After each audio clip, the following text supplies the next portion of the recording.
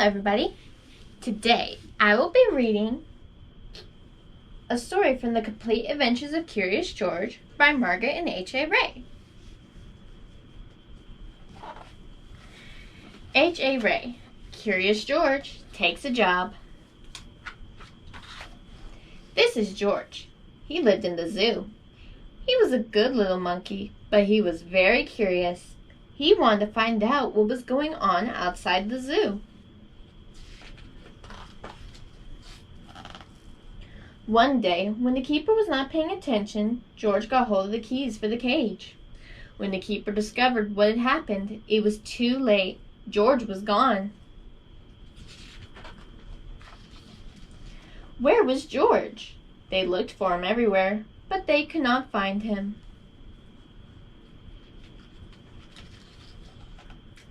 George was hiding in the hay of his friend, the elephant.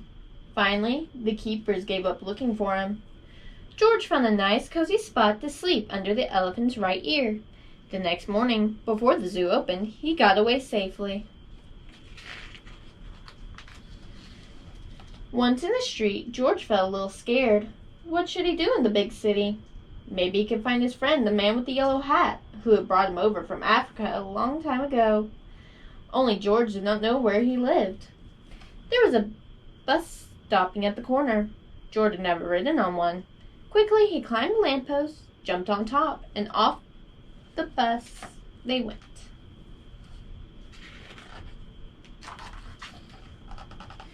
Now they were right in the center of the town. There was so much to see that George did not know where to look first. If only he could go on riding like this forever.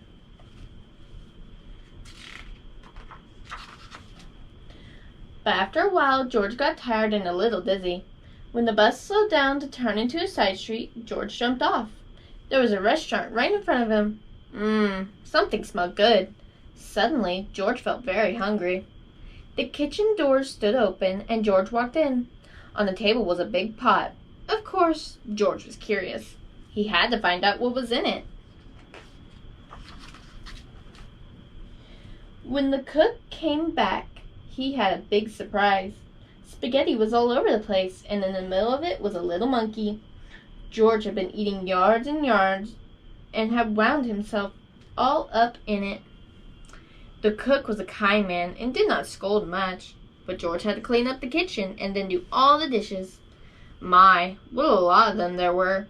The cook was watching George. "You are lucky to have 4 hands," he said. "You could do things twice as quickly." "I have a friend who could use a handy little fellow like you to wash windows. If you would like to, I will take you over to him." So they went down to the subway and took an uptown train to the cook's friend, who was an elevator man in a skyscraper. "Sure, I could use you, George," the elevator man said. "I will give you what you need for the job. You can start right away. But remember, you are here for washing windows. Never mind what the people inside the house are doing. Don't be curious or you'll get in trouble."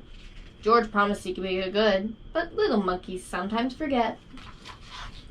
George was ready to start. My, how many windows there were! But George got ahead quickly since he worked with all 4 hands. He jumped from window to window just as he had once jumped from tree to tree in the African jungle. For a while, George stuck to his work and did not pay any attention to the people inside. Of course he was curious, but he remembered his promise. In one room, a little boy was crying because he did not want to eat his spinach. George did not even look, but went right on with his work. In another room, a man was taking a nap and snoring. George was sorry it was not his friend the man with the yellow hat. He listened to the funny noise for a while, then went on working. But what was going on in here? George stopped working and pressed his nose up against the window. 2 painters were working inside. George was fascinated. Painting looked like a lot more fun than washing windows. The painters were getting ready to go out for lunch. The minute they left, George climbed inside. What wonderful paints and brushes they had. George could not resist. An hour later, the painters came back. They opened the door and stood there with their mouths wide open.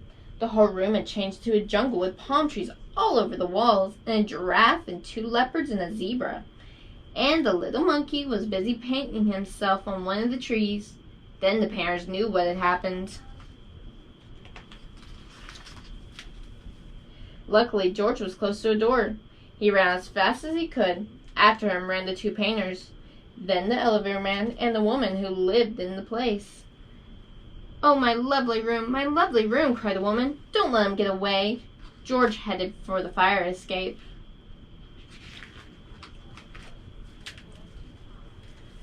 George reached the end of the fire escape. The others had not caught up with him yet. Here was his chance. They could not jump, but George could easily jump down and escape. In a moment he would be safe. Poor little George. He had forgotten that the pavement was hard as stone, not like the soft grass of the jungle. Too bad. The fall broke his leg, and an ambulance came to take George to the hospital. "He got what he deserved," said the woman, "making my apartment into a jungle indeed." "I told him he would get into trouble," the elevator man added. "He was too curious." George had to lie in bed with his leg up high in a plaster cast. He was very unhappy, and it all started out so nicely. If only he had not been so curious, he could have had a lot of fun. Now it was too late. But the next morning, George's friend, the man with the big yellow hat, was buying his newspaper. Suddenly he got very excited. "This is George," he shouted when he saw the picture on the front page. Quickly he read the whole story and then ran to a telephone booth to ring the hospital. "I am George's friend," he said to the nurse who answered the telephone. "Please take good care of him so that he will get better quickly. I want to take him to a movie studio and make a picture about his life in the jungle. Don't let him get into any more mischief until I can take him away." Finally the day came when George could walk again. "Your friend is going to take you away this morning," said the nurse. "Just wait right here for him and don't touch anything." As soon as George was alone, he looked around at all the strange hospital things. "I wonder what is in that big blue bottle," he thought. George was very curious. It smelled funny. Suddenly his head began to turn. Then he felt as if he were flying. Then rings and stars danced before his eyes. Then everything went dark. And this is how the man with the yellow hat found George when he came to call for him. They picked him up and shook him, but they could not wake him up. He was so fast asleep that they finally had to put him under the shower. How surprised he was when he woke up. George said goodbye to the nurse and the kind doctor. Then he and the man with the yellow hat got into the car to drive to the movie studio. In the president's office, George had to sign a contract. Now he was a movie actor. In the studio, George was kept so busy all the time that he forgot to be curious. He liked the jungle they made for him and played happily there. And when the picture was finally finished, George invited all his friends to see it. The doctor and the nurse and the ambulance driver and the man from the newsstand and the woman and the elevator man and the two painters and the cook and the reporter and all the keepers of the zoo.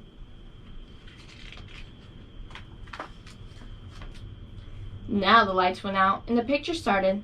"This is George," the voice began. "He lived in the jungle.